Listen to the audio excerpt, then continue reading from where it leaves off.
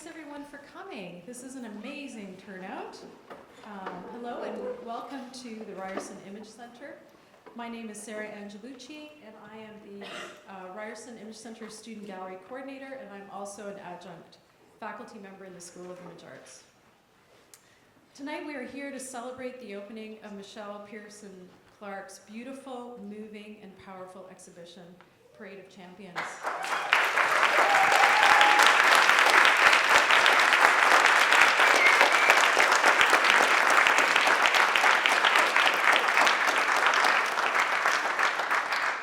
This exhibition is the culmination of Michèle's MFA in documentary media and is featured along with another 6 gallery exhibitions and 11 films as part of DocNow, Ryerson's MFA in Documentary Media Festival.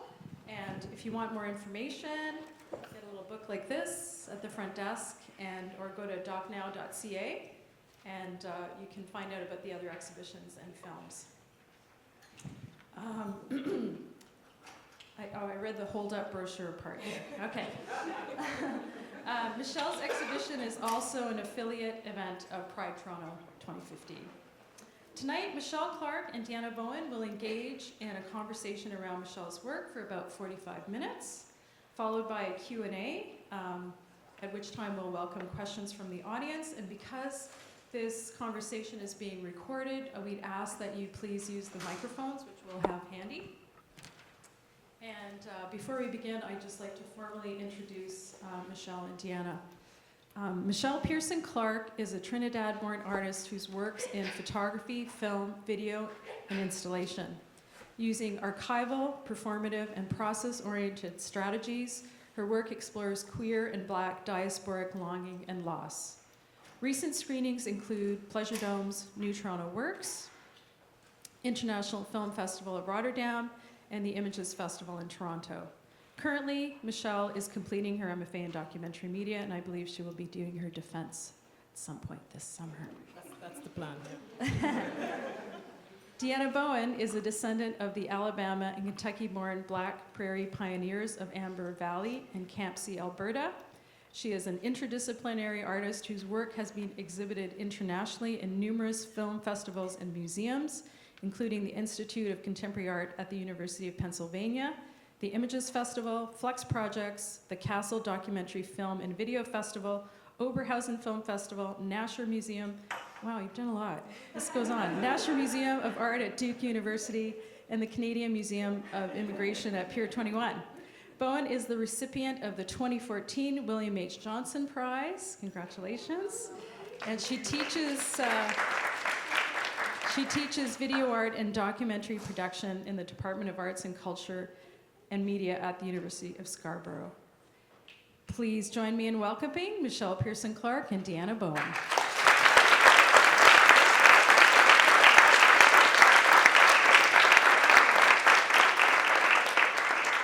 I don't know if you want to start first, but I'm gonna go first. Wow, just Yeah. wow. I'm really overwhelmed. In Thank you so many all so ways, much wow. for coming.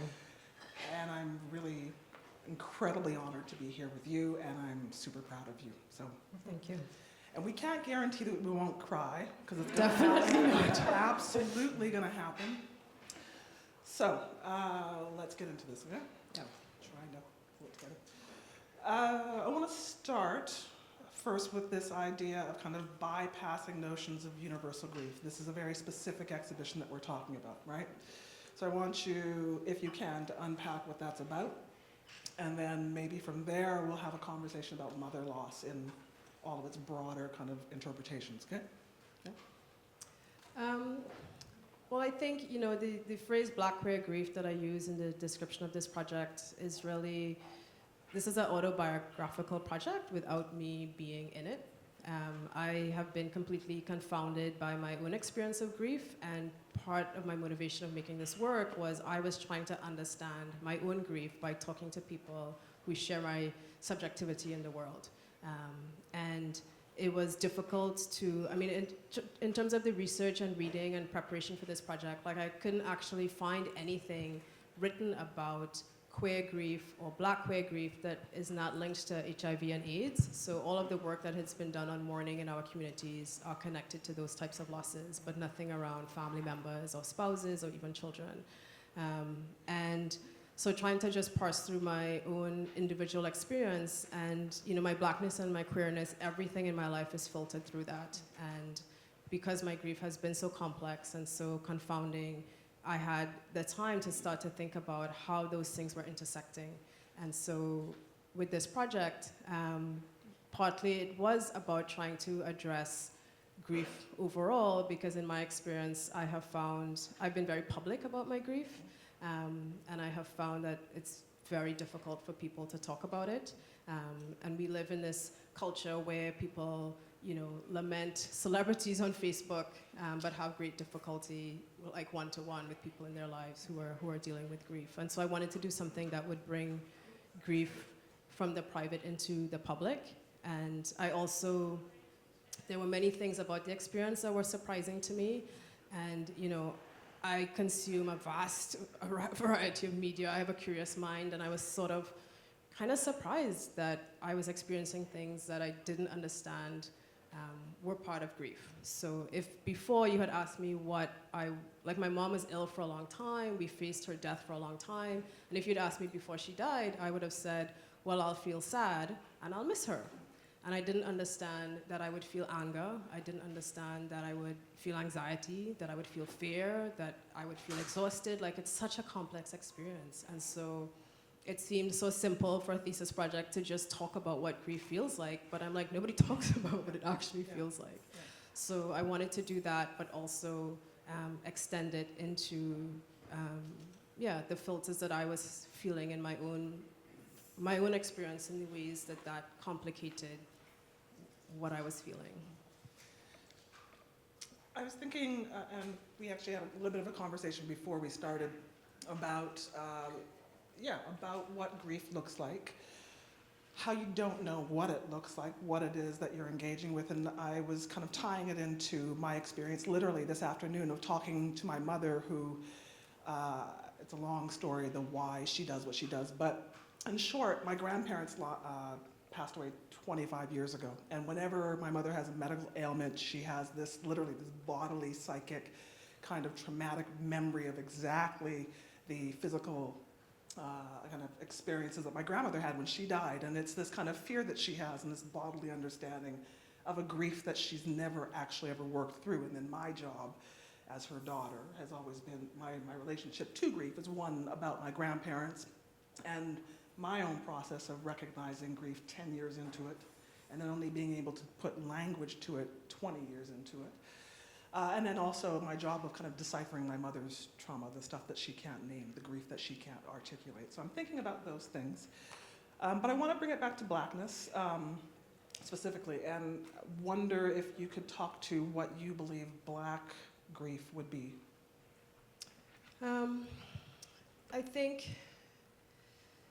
I feel like as soon as you become aware that you're Black, you know, there's grief, you know, it's just sort of...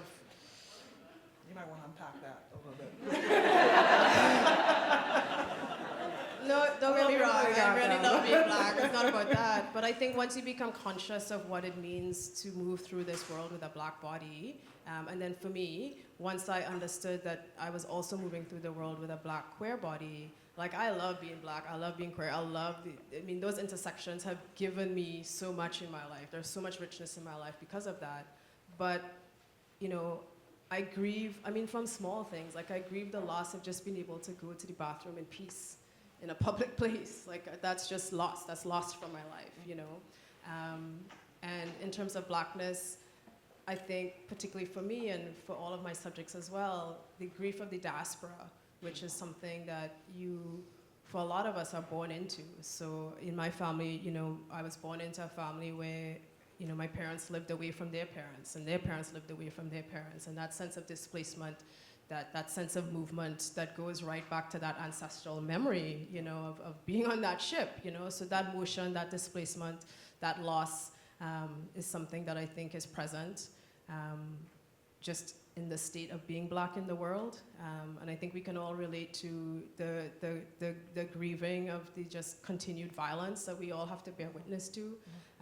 And right now, I think the world is feeling it because it's very public and it's sort of in the media, but just on a daily basis, you know, there is this grieving of the loss of dignity, the loss of, you know, safety, you know, just those things I think are kind of a foundation, you know, in terms of how you move through the world. And you develop the skills to navigate that, and some days are better than others, and some days, you know, it doesn't bother you, some days it's devastating.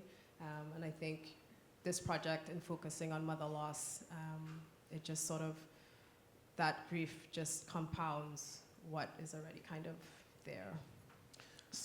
Mother loss, right? So again, kind of dovetail to a couple of things. This idea of trauma, the trauma of the diaspora, the grief of the diaspora, bringing it back to gender and motherhood, Black maternity. I'm thinking literally of bodies taken from Black mothers born that are enslaved, right? And thinking about how that gets passed on generationally. And then how it complicates motherhood, Black motherhood itself, right? And all the stuff that we attach to that. So there's that. And then you add queerness, and depending on whether or not your family has accepted who you are, we're also talking about the surrogate mothers that you pick up along the ways and the chosen families that you create, right? And also within that, there's an understanding that those mothers, we all inherit and accumulate a number of mothers in our lifetime, right? So what mother loss are you speaking to in the work? And then maybe unpack what mother loss your other participants are speaking to. I think that was one of my interesting discoveries when I've been reflecting on why has my grief been so devastating for me.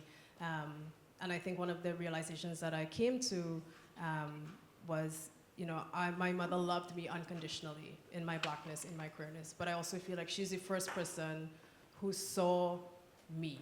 Even before I knew I was queer, you know, like I was like, cut off my plaits when I was 7, and she was like, okay. And I was like, call me Tony, and she was like, okay.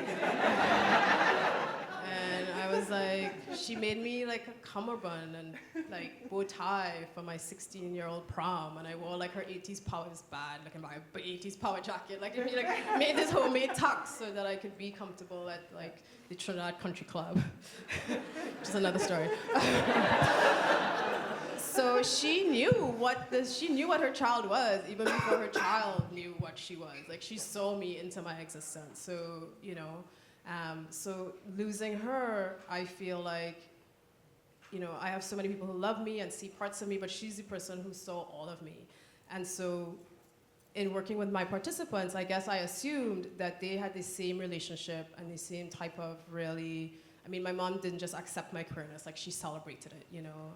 Those of you who are here who knew her, you know, I mean, she would go to Inside Out, like, I'd be like, oh, hey, what you doing, you know? Like, she was really just, yeah, integrated into the queer community in an interesting type of way. But all of my participants actually, I would say, were kind of on a spectrum around how their mothers felt about their queerness. But what was universal was that deep sense of unconditional love, that deep sense of acceptance of who you were, even if they didn't quite understand it. And I think in a world where everything is telling you as a Black queer person that you are wrong, there's so much wrong with you. And for Black women to stand up and say, we're gonna love these Black queer children, even though everything in their world is telling them that you shouldn't, and that you would actually be supported if you didn't, you know, to stand up in the face of that and say, no, I am gonna love this child, and accept this child and celebrate this child in my own way, even if I have difficulty with it. So the loss of that is such a deep thing. And I didn't really understand, and Jelani says it in the piece, where I didn't really understand how she held me in every encounter. In, you know, like if I traveled, I just traveled, because if something went wrong, like you just call mom, right? Like, and I think a lot of us can relate to that feeling around our mothers. But even just as a buffer for my daily experiences of sexism or racism or homophobia, her love was like this buffer, you know. I have never known fear and anxiety the way I know it now. It's really shifted my relationship to risk and to, I feel more vulnerable just in general, you know, without her. And I think all of my participants are speaking to that type of loss, that type of absence, that void. What did grief give you? What lesson did it? There is a gift in it. I'm not How even long going we to get into it. And I asked this partly because I do want to start having a conversation about the making use of grief, and then applying that to a broader discussion around Blackness and the community and all that kind of stuff. But yeah, what is the gift? What is if you could name one thing that you wonderfully lost in your grief, and then the gift of it? Does that make sense to you? You said that you I learned think the I risk. lost my fearlessness for sure. Like I think that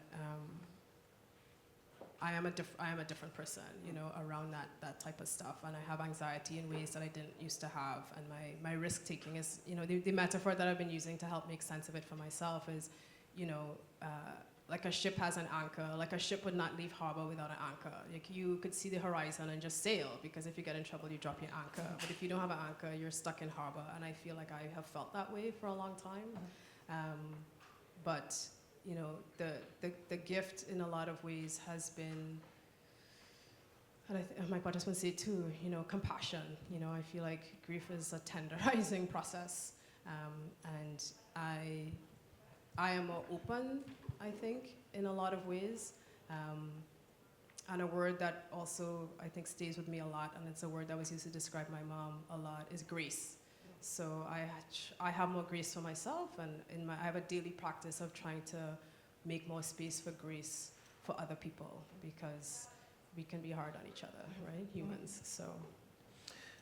I'm struck by the contrast and maybe the connection to grace and stoicism, and how they either play off of each other and how they maybe perhaps inform each other, especially when we're talking again about what happens when you lose somebody and you tend to fall apart. And it's bringing it back to Blackness, certainly there's this understanding or this expectation, at least on a level, to keep it together, whatever that may mean, and then of course going out to the public, keeping it together on another level, right?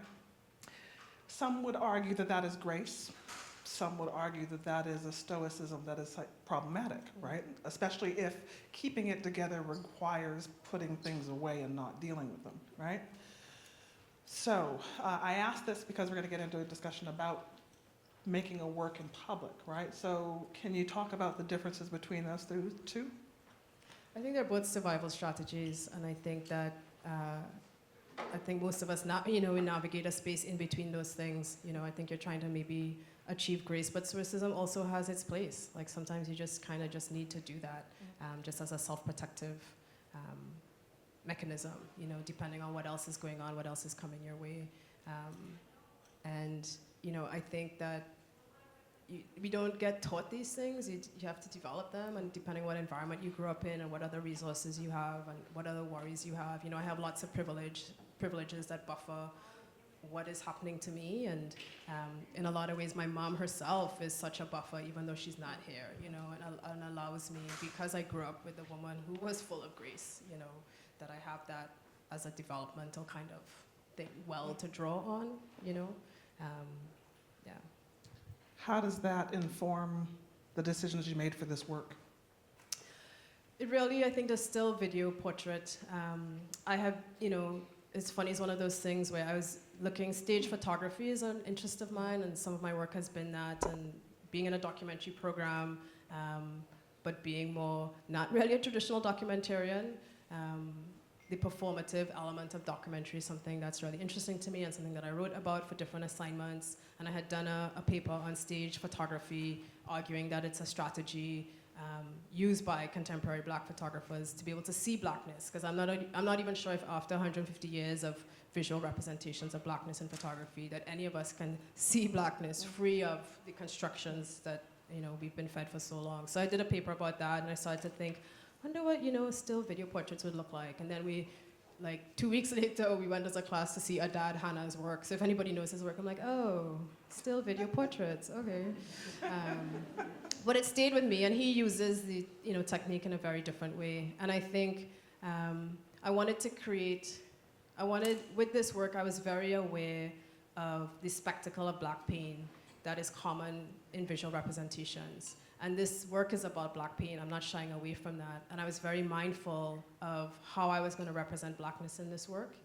And I wanted to create something that was full of grace. I wanted to create something that was poetic. I wanted to create something that would allow black bodies to be viewed in a gentle, still way, as opposed to, I think, representations of black queerness are as victim of homophobia, as victim of violence, as victim of family rejection, and I wanted to do something that was different. Is that honoring the memory of someone, or is that, I was going to say also, or is it more of an understanding of art history, or is this a conversation about honoring the memory of somebody and doing right by them? I think it was definitely informed by my research on looking at representations of blackness. I had put together a slideshow, I'd done a guest lecture for my friend Gabby Moses' class, and really working through that and looking at art historical images and contemporary images and the way that those tropes just get replicated over and over and over. And it's part of why I wanted to do an MFA too. I wanted to take the time to really think about that and to really, because no matter what I do, people are going to view your work with that lens, with the weight of that history. And I needed to understand what history was going to affect how people saw my work. And I wanted to do what I could do to navigate that in the best way that I could. So this work is about grief, but it also is about, Catherine McKettrick talks about the emotional labor that black artists have to do in our work when we not only have to make the work, but we have to we're motivated to confront racism, confront stereotypes, as well as making the work about grief. So it's those things are intertwined for me, in that. It's definitely a purposeful choice around constructing a particular type of representation. Testimony? Absolutely. Also. They're testifying, I feel, absolutely. I feel like, we talked for like 3 to 4 hours, and I know when you lose somebody like that, and I think everybody knows this, you just want to talk about that person. So we just talked about their moms. We talked about our moms. It was when I was transcribing the project, I realized how much I talked. But that's how it was set up. It was set up to be a conversation between each of us. And I think another piece for me is there's a dominant kind of cultural narrative that black people are more homophobic than everybody else. And I feel like it's damaging to black people and white people, because to believe that myth, if a black family believes that myth, then they kind of get taught they only have one option. And black queer people may choose to not give their families a chance to know them, because that is such a powerful myth. And not to minimize the very real pain and rejection that many black queer people have to face, but so many of us are loved by our families, and grief is the price that you pay for love, So this piece is a testimony to that familial love, to that familial acceptance, and sort of a pushback against that idea that there's only one family story for black queer people. Let's switch gears a little bit. So I want to talk about the space that you've created, not just the content, but this actual physical space. I came to look at the piece on Sunday, and it was this bonus for me because I'm a bit of an introvert. So I was thrilled because there was nobody here, and I could sit in that room and be with what became my allies in, I guess, my witnessing their grief, and then I imagined that these 3 people that were recorded were somehow witnessing mine, so it was this relationship. And what I was really struck by as a viewer is I'm obliged to, and I have a feeling that most people that are going to be here and engage with this work have some understanding of grief to some degree or another. So engaging with the piece requires that you commit to or admit to your own loss. Literally, just sitting there, somehow you just kind of settle into whatever it is you've been trying to put away or push away in that grace of the everyday. And at the same time, you just by nature of being in the room, you are agreeing, you are consenting, you are implicating yourself into this process of, or this experience of loss. So that was one thing that I was very struck by as an individual. Now, what was interesting about that is I got about halfway through the piece, and then 2 black women came into the room, and it completely messed with my head, and I had to leave. I was just, I cannot come. And I pulled myself together, literally pulled myself together, and I got up very quickly, and they looked really upset because they didn't want me to leave, but I explained to them, no, you don't understand, you need to be in here by yourself. And it was, again, this kind of very individual engagement, but also very familiar at the same time. So I just wanted to set that up for that space. The space that I experienced tonight with all y'all and everybody in that room was a completely different experience, and I actually missed the intimacy of the former moment, because in this situation I couldn't even get into the piece, and it wasn't for the piece not being interesting or compelling, but for the fact that there were all these people here, and I couldn't undo myself to allow myself to be seen in that room with these people that don't know me and don't know my pain, if that makes any sense at all.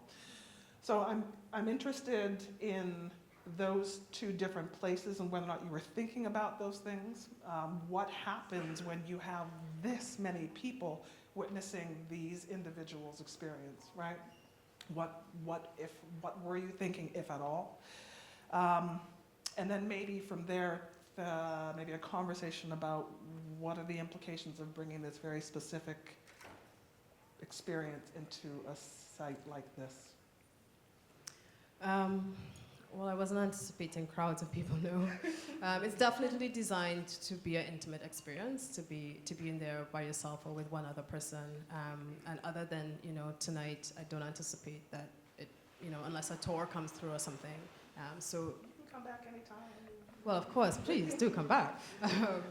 But in terms of the construction of it, like, you are the 4th person, right? Like, it is designed, and I had an email from a friend who came to see it yesterday, and she said, halfway through she realized that she was now sitting the way that they were sitting, and I was like, yes, because that's what humans do. We mirror each other when we talk to somebody. Some of us are more susceptible to doing it than others, but it's one of the ways that we make each other comfortable. So the fact that she was influenced by 3 images, to feel like you're sitting there with 3 people, and for her to do that I was like, okay, this maybe this thing works after all. So yeah, it's definitely designed to be intimate. And I mean, the soundtrack there's not a lot of pause, there's not a lot of, like, you have to listen, it's really designed to be that. So, and in terms of bringing it into this space, I felt, when that image went up on the outside of the building, it was really emotional, and I have been in this building for 2 years studying, so just by virtue, that personal connection of being able to show in this space, like, I've been in and out of this building, I've been in every show for the last 2 years, so I have just that connection as a student going here, and this is our student gallery, but also as an institution that has a type of traffic. People who know me would go anywhere to see this show, even if it was a tiny gallery somewhere, but the opportunity to have just people who come to the RIC because it's June and it's summer, and they're, doing that tourist thing of coming to see what's on, like, that's just such an opportunity to have people see this work who otherwise wouldn't see it. So, yeah. Can you speak to the political of that gesture, of bringing it here? Do you think about that? Let me set you up a little bit. Ricky Vargas, are you back there? Wrote a lovely essay, and he speaks to this idea of whether or not the subaltern can grieve, right? Now, you could unpack what all of that means around who's exactly subaltern. I could definitely say that queer is somewhere at the bottom of a hierarchy in some manner or another, right? So I'm thinking about the political implications of creating a work, bringing it here, taking up space, literally. Oh yeah. And I guess even from there, I'm going to kind of try and segue into this idea again of making use of grief and tying that to the politic. Is that helpful? Definitely in terms of, I think it's common knowledge that, black bodies don't tend to get shown in institutions. So certainly from a political point of view, having the work be an intervention from that point of view, absolutely. I think also just grief, like the art world, there's not a lot of room for sentimentality, there's not a lot of room for difficult emotions. And so I feel like there's an earnestness to this work. Well, there's room in art history or the art world for, kind of great white laments around loss of empire and stuff like that. So there is room for, some stuff. And then out of that, I'm being serious, y'all. And then out of that, that is part of the reason why there is so little space for us to say or be as we need to be in this space, right? Do you imagine the work somehow being a kind of a catalyst for other people to speak to their experience or other buried experiences, that kind of thing? I think with my work always is an invitation to reflect, is always an invitation to, my hope is, I'm inviting you to bear witness to 3 people, and maybe if you haven't been through this type of loss, maybe it demystifies it a little bit for you, so that when somebody in your life does need to talk to you, it's a little bit easier to bear witness to a live person in front of you.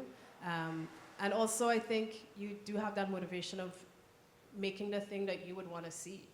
I found the few things that I did find that were really honest about grief were so validating, because on top of just the grief, there's the what's wrong with me? Is it normal that I'm feeling?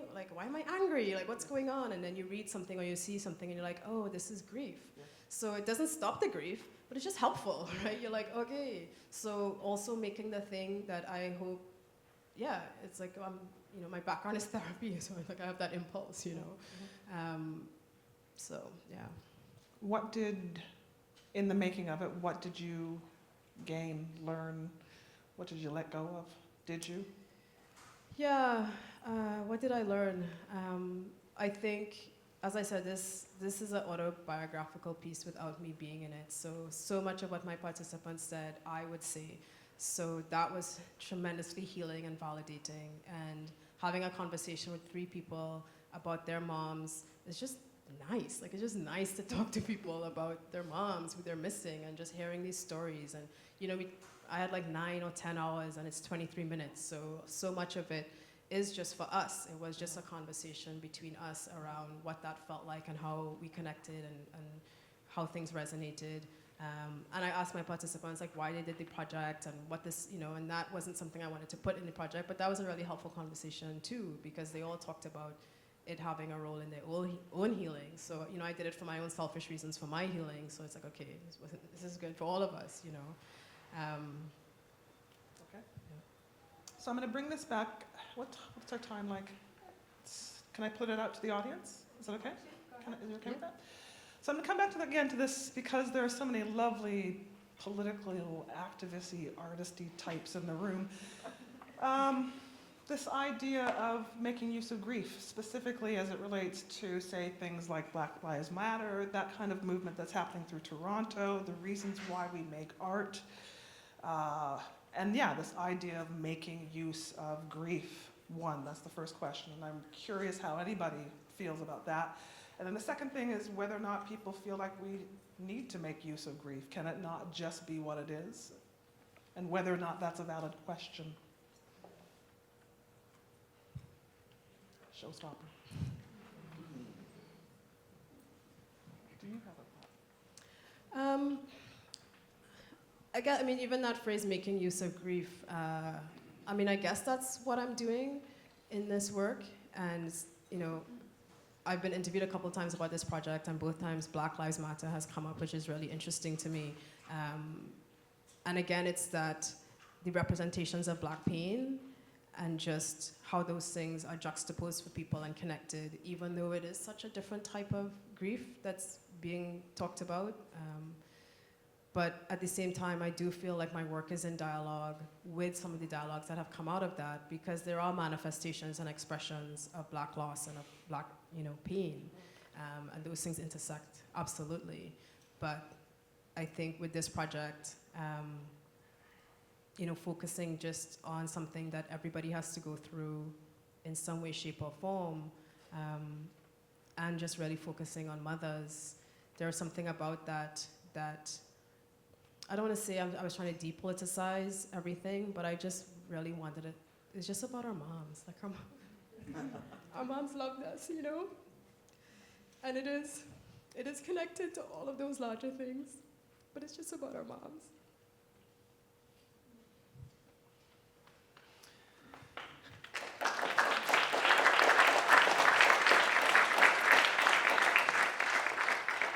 See, and that is why I didn't want to come out and do this talk. I just knew that at some point or another I was going to get choked up as well. It happens to be that I'm working on a project about my mother, who is, just by nature of the way that our family works, she's kind of really more my sister, my grandmother, who I mentioned earlier. It's who I'm really working through. And I have been struggling on this piece, trying to articulate just what it is that I feel about my mother, this Black mother, Black sister, Black ally. And I haven't been able to nail it down. I haven't been able to find the words. And so I deeply appreciate what you've been able to coerce out of your allies.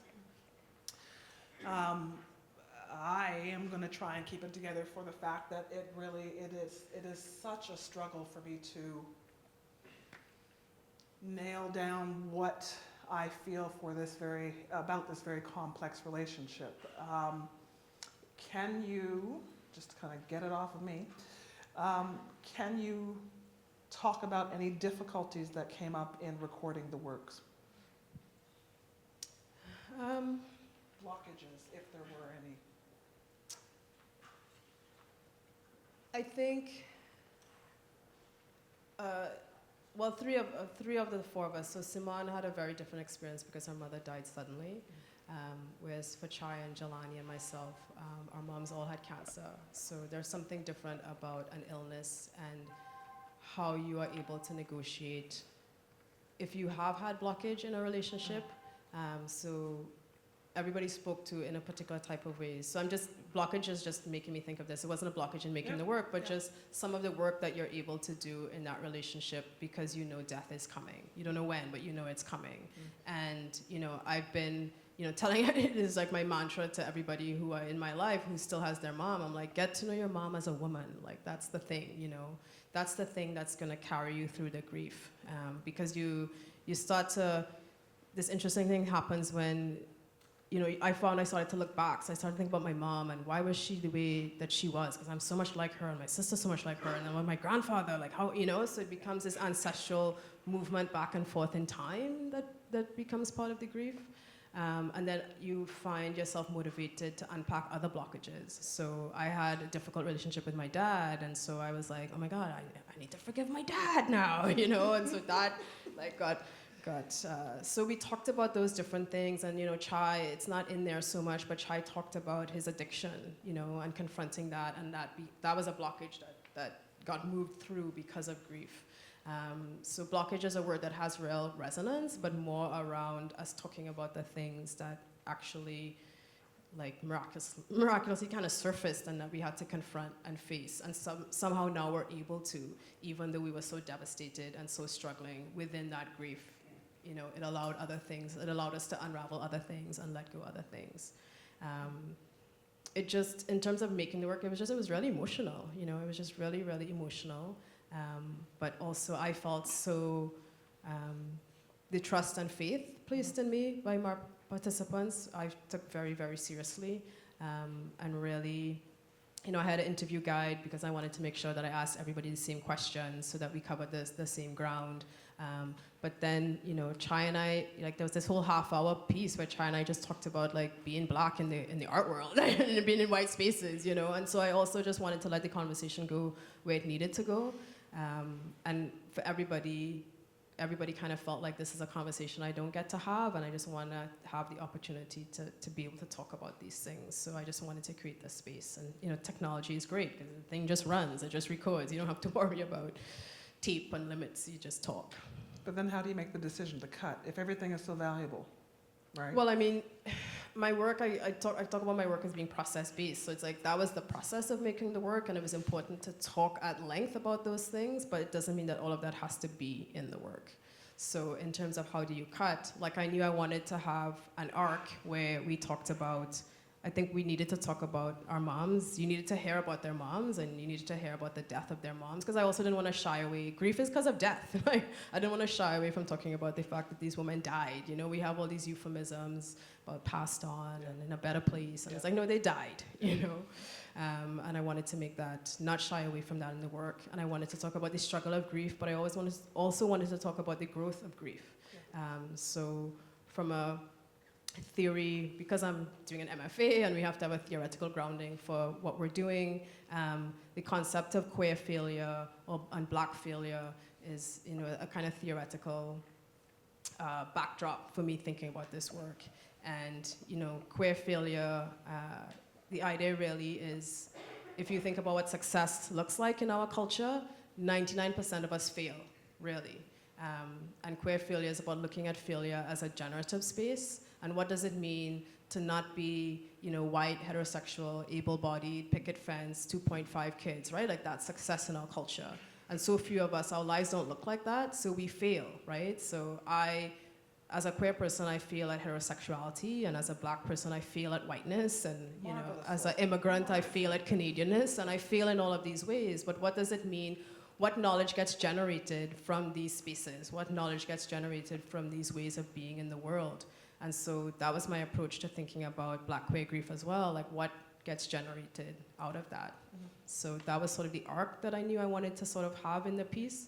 Mm-hmm. So in terms of our conversations, the questions were guided to kind of take us through that arc.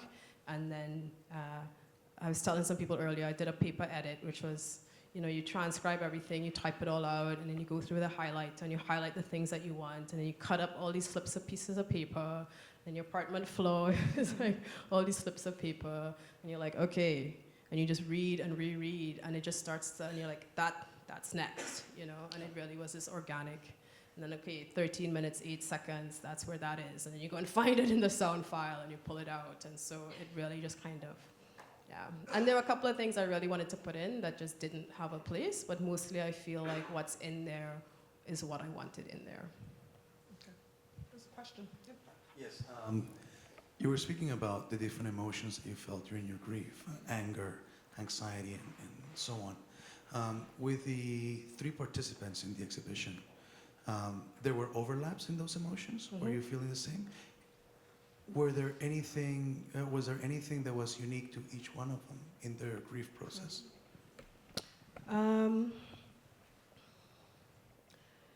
Yeah, I mean, one of the struggles with the piece was trying to find a balance between creating something that was cohesive and collective while also allowing each person to be individual. So there's times when I use repetition because everybody said the same thing, and there's times when only one voice says it, but everybody said it. I think that the anger was something that was stronger for certain people. I think everybody felt fear, everybody felt anxiety. Yeah, I think it was more common than anything specifically stood out. And I think that's why it's reflected in that way. I did try to honor, when people had something strongly individual to make sure it found its way in there, but it actually was strikingly common what people went through. Thank you. Any other questions out there? Karen? No, Camille, sorry. I'll give you my microphone. Sorry, love.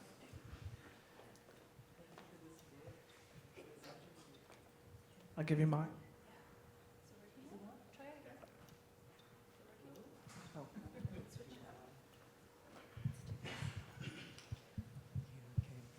All right. I just wanted to thank you for this work and this really beautiful conversation. When we were in Florence, we were listening to Christina Sharp's presentation, and she was talking about how bodies are read. And someone asked a question about self-care. And yeah, I just wanted to put that out there to you as well. In doing this kind of work, how do you think about caring for yourself, and how do you care for yourself when you're doing this kind of really... Making the work is self-care in a lot of ways, I think the 4 conversations were, even just the process of, and I thank Jordan, my co-collaborator really from a creative point of view, my camera person, the whole process of constructing the visual representation, and stripping it away and thinking really about how do we take care of this person and show this person and present this person was a very sort of interesting, thoughtful. Jelani was the most difficult one, like the lighting and all of that technical stuff. And we would do the videos, and then Jordan would leave and I would stay and we would do the interviews. And yeah, making this work on those conversations, and even like the editing, like being able to, and at some point I will pass on to my participants because it is so amazing to just sit and read through everything we said, and it's like, all right, you said that, and all right, oh my God, that's so good, and so having those transcripts is such a gift to be able to, because my memory, grief also affected my memory, so being able to have that is really, really amazing, and I think as artists, like, you share, like when you share this stuff and the conversations that people have with you and their own reactions and their own responses, that's self-care, right? Yeah. I have a question. You're so multi-layered. You're Black, queer, but you're also an immigrant. And I think that's something that I would speak to in your work, because I remember when my mother died, I was in my 20s and she died of cancer. And one of the things that I found really challenging was that in living in such a diverse culture, Canadian culture, where there's no kind of common rituals around death, that there was no way to share that experience with others. So when I was with my Italian aunts, they all knew what to do. They were like, you light the candles, you say the prayers, you wear this dress, you do this. And there was something around that ritual that we did together. Even if I totally didn't understand it, we did something together and we grieved together in this very public kind of way. But as soon as I was out of that environment, I'd go back to work, or I'd be with my friends or whatever, I had to act differently, and people didn't know how to speak to me either. So I just wonder, about the immigrant experience too, like that layer in the grieving process for you. Well, it's the diaspora. I mean, my mom emigrated here, so she was here with me, whereas for my participants, there was all distance, so everybody came to Toronto from somewhere else, and their mothers died not here. So it was a phone call, it was travel, it was that negotiation of going back to a place, and then having to navigate and negotiate the intersection of your Blackness and queerness, because when you go back to where you came from, you're going back to the Blackness. And most of us, we can't leave the queerness behind, right? So negotiating that in a time of grief, in a stressful time, what choices do you make around who's coming, who's not coming, how out am I, I wanted to do this at the funeral, but I can't, so all of those things become compounded complexities, of the grief. I didn't have to face that because my mom, lived here and people came here, for the funeral. And definitely I have found, I like ritual, I like ceremony, and I've invented my own kind of, ongoing. And one of the things, when my mom's mom died, when my grandmother died, it was distance, it was a plane, it was that type of thing.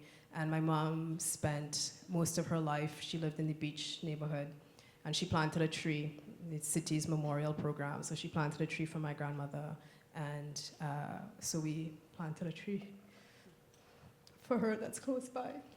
And it's so crazy because I was like, yeah, we'll do it because we had done it. And this stupid little patch of dirt instantly becomes so important. But I'm really grateful to have that. And so I find it difficult to go to the beach neighborhood, but I'll go to visit her. Like I visit her tree. And so on her birthday and on the anniversary of her death, those things. But you know, this choosing to do an MFA was my own ritual because my mom loved art and my former life was social services, and I started to make films because I'd never seen a short film until I came to Canada. And growing up in Trinidad as a middle-class person, being an artist would be like going to the moon, you know? It's like doctor, lawyer, you know? And being an artist, like you draw and you paint. And I couldn't do those things, I still can't. But choosing to do an MFA and mining through my grief in these last 2 years, and I have to thank my classmates and the faculty so much because like it's been a tough 2 years and I've been emotional in class, and people's patience and support to allow me to do that. Deciding to be an artist, deciding to pursue this, it actually was, I think, in a certain way, my own extended mourning ritual.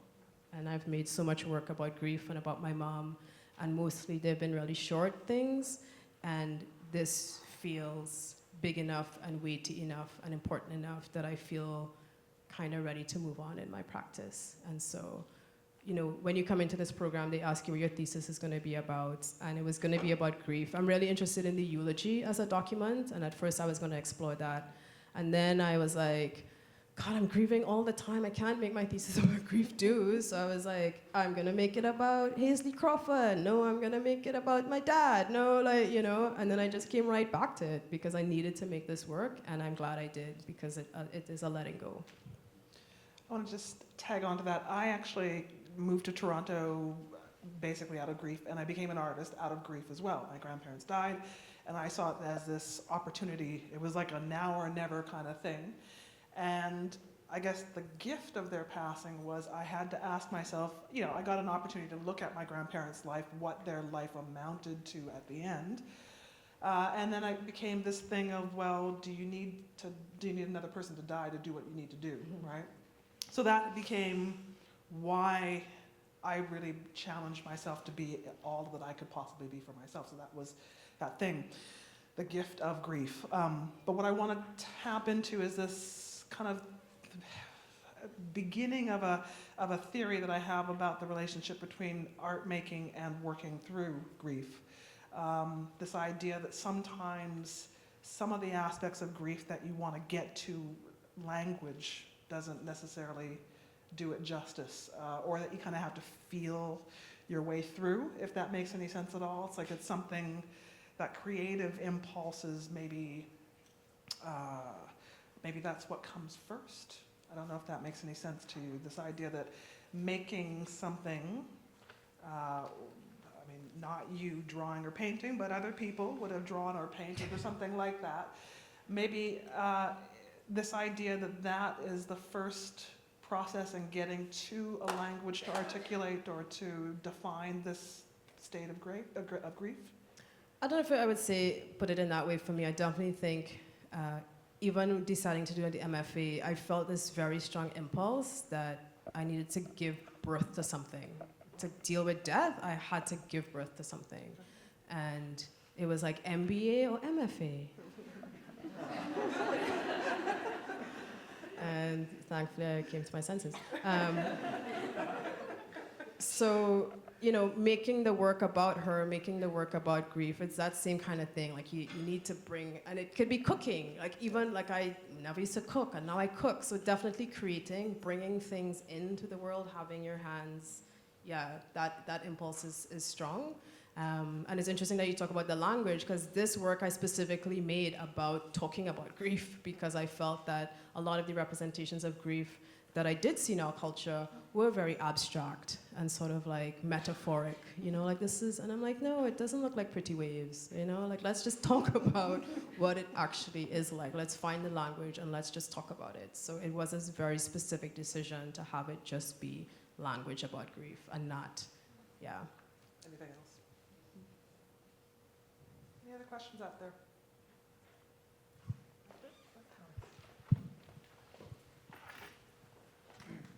Thank you. Can you hear me? Thanks for the talk and the work. I'm going to try not to take too much time and maybe work through this. I was thinking about Lineage and how, as a queer person, I remember or as queers, like watching people who dress in their grandparents' outfits, or with the vintage trend, wearing these things. That was literally like a mirroring of a lineage, but also the way heterosexuality creates a kind of a fictional lineage around love, kissing, sex, marriage, whatever. And so how being queer, inherently there's that kind of severance of a sense of lineage, being other gendered or whatever. But then also that maybe unlike race, there are exceptions to this, the queer subject never identifies with their parents because they don't embody queer bodies. So there's that kind of sense of alienation. Well, if you come home, you're no longer immigrant, or you're no longer black because you look like people who look like you. But queerness kind of does that process of grieving for kids or adults. Where, and then of course there's this other part where all the things that are celebrated for heteronormativity, love, kissing, marriage, first whatever experiences, are all points of trauma for queer bodies, right? Your first kiss is the worst. Your first love is devastating. You want to. I'm sorry because, for you. because they're subject to institutional punishment and public humiliation or whatever. So, I guess I was kind of trying to draw parallels between that and maybe blackness or otherness in relation to race, and then maybe you can talk a little bit about lineage, about that kind of. Let me gather this. Like a kind of a double grief, not just as queer or not just as black, but how this works in relation to lineage, because you're talking about creating things like food and these things, and then does the artwork becomes the lineage that you pass on?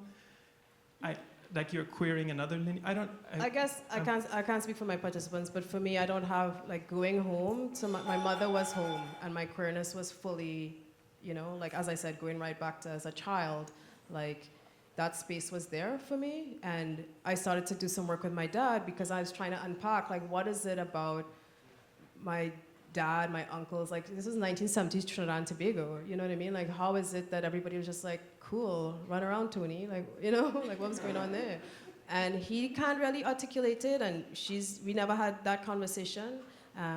But my mother was so integrated into my queerness, and I think too because I lived with her as an adult, which is unusual in this culture, but very common in my culture. So she had a good queer education because I was I involved with soy, I'm at Inside Out, what are those things? I'm okay, Mom, I'm in a cop uniform, I'm going to a fetish party. Okay, dear.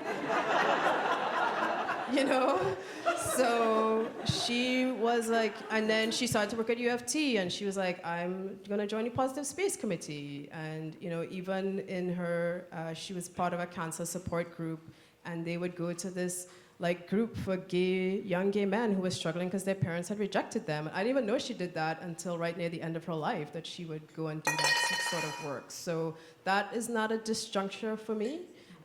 Certainly in terms of the lineage, as I said, I do feel myself traveling back, and unpacking, thinking about my grandfather and thinking about understanding for the first time, I think, some of how that lineage worked through her and into me. And there's a piece that I wrote for an assignment last year that is about rum and sugar and slavery and my grandfather that grew out of that feeling of lineage, because I'm one of everybody who's from the Caribbean, you have slavery in your ancestry, but we have such a different relationship to thinking about it and talking about it.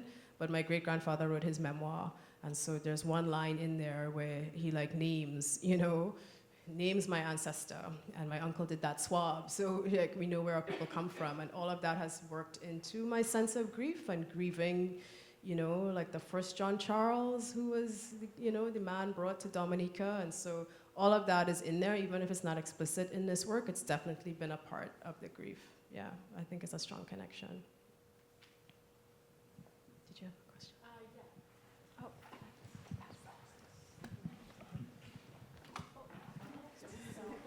2 microphones.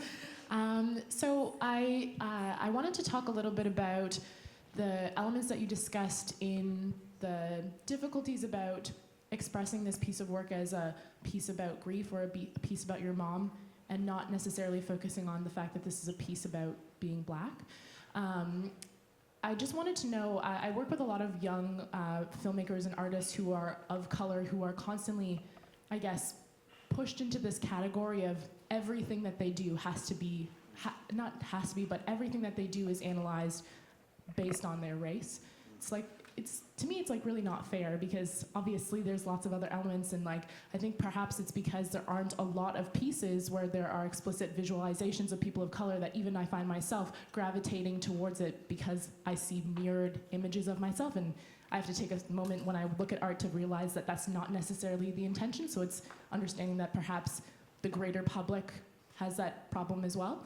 But can you give any advice as to how to talk about it as an artist, how to unpack questions that are so loaded with subtones of the race and you being of a certain race? Like how do you receive questions about your art that are definitely loaded with race and redirect the messaging and redirect people's gaze to look at it for what it's about, not necessarily what you look like as the artist or what the featured subject matter look like? If that makes sense. Just to be clear, this work definitely is also about Blackness, for sure. And I think about it as like sometimes my work is small b Black and sometimes it's capital B Black, you know, and the ways that I choose to negotiate and navigate and talk about that ebbs and flows depending on just what that work is for me about. And we don't have that luxury of our bodies being neutral and our bodies being default in the work. They always, you know, you put a Black body into a landscape photo, it's not a landscape photo anymore, right? And that's just the reality. And so as an artist, it's true. Like, it's no point pretending, right? Wait. But you have to unpack that. No, we don't have time. We'll unpack that in person.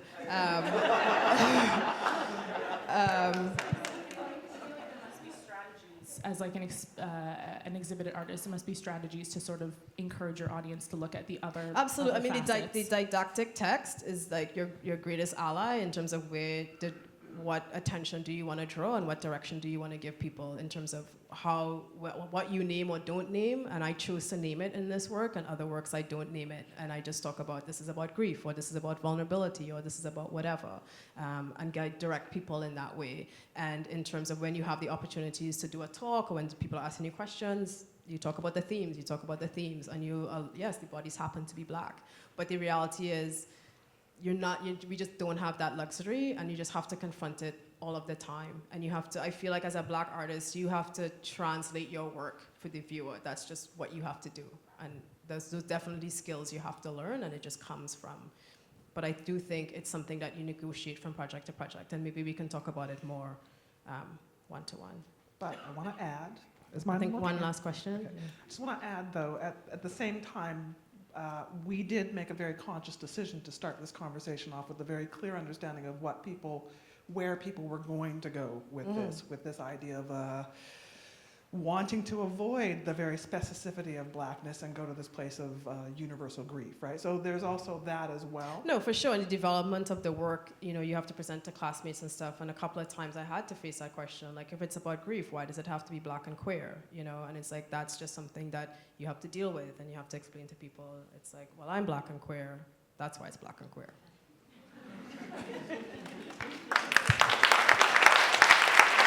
I guess on that note. Well, we could wrap it up with that because it was like pretty epic. But but if there is one other question in the room, I'd happily take it. One last question. No, they want to leave it at epic. Okay, well, I just want to take a moment to just say some thanks. I'd like to thank the Ryerson Image Centre staff for programming this work and for supporting me in all the ways that you have to bring it to life. I want to thank Jordan, because really he was more than just my camera person. He was so important in the creative construction. And Robert is here, who did my sound. Thank you so much. I want to thank Sarah Angelucci for all of her insight and guidance and support, and also Katie McCormick, because you both know there were times we weren't sure I was going to make it through. And most of all, I want to thank Herda Kamer, who is my supervisor who I would be in her office like this all the time, and not once did she ever flinch. Not once did she ever, she said, let's just work with where you are. And thank you so much for your patience and support in allowing me to get here. I want to thank Deanna for your time today and bringing such insight and sensitivity to this conversation. And I want to thank Ricky for writing. Ricky wrote a curatorial essay. I think we have a copy at the back, and it's also available as a PDF on my website. If anybody needs the link, let me know. It's really a lovely essay. I would like to thank my partner, Suzanne Cart. I literally would not be here without you. I want to thank my sister for coming from Vancouver to be here. And lastly, I want to thank Simon and Jelani, and I don't know if Chai is here. We are so lucky to have been loved by Esther and Karen and Irene and Fran, and this is for them. So thank you.